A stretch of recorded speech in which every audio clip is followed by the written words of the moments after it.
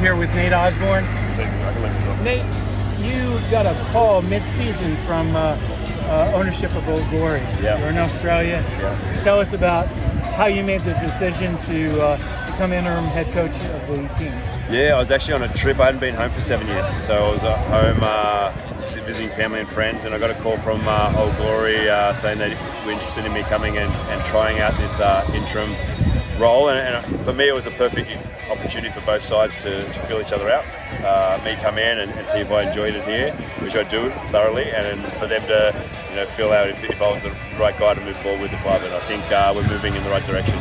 It seems like one of the things Old Glory is trying to do is develop U.S. players. Yes. You had the opportunity to do that in Noah Gold. Yeah. That seems to be a good fit for you. Yeah. With you. If you had the opportunity to go forward being head coach instead of interim coach, Sure. What would you want to develop with the team?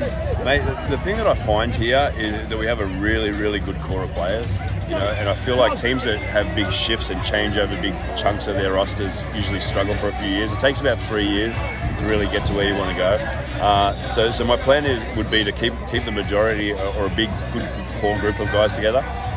Then go out and through the draft and through looking at American eligible players, bring them in, and then outside of that we can start to plug and play little positions that we want to bring internationals in. But for the most part, you can see over the time I've been here, there's only been one game that we haven't really been in, and that was against Noah Gold.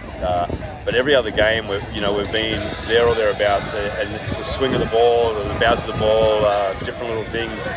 We could be having a completely different conversation about us being a playoff team. So I know every team that plays against us knows how hard we are, and we're getting better. And one of the things when I first got here was, I didn't want to come in. I've got a lot of things that I want to do, but at 0-9, it's very hard to do all those things. So I wanted to pick and choose weekly what I brought in, and weekly build a culture within the team that was already here. Have a great culture, but just add a little bit more week to week, and work on the way we want to play. My biggest goal is to leave here at the end of my interim, take over as the head coach, and already be in a situation where we can build for next year rather than all starting all over again. Well, you seem to be on the right track. The last 2 games, you've established MLR records for most points scored. Yeah.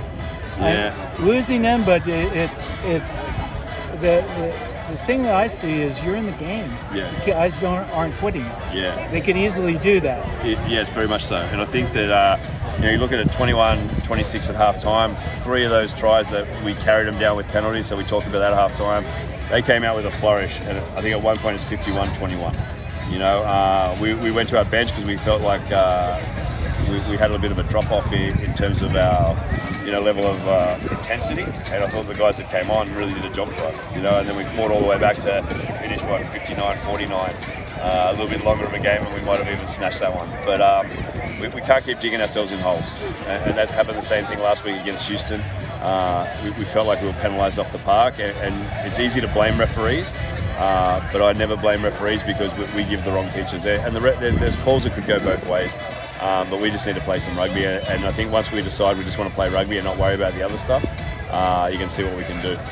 We had a crowd over 3,000 here today. Yeah, it was a great crowd. Good crowd, good day for rugby. It was. Thanks for spending time and sharing insight. Good luck. Thank you, mate. Always a pleasure talking to you, though. And proud to the crowd. They were amazing today. 3,000 people, loud and proud of what the boys did on the field. So thank you.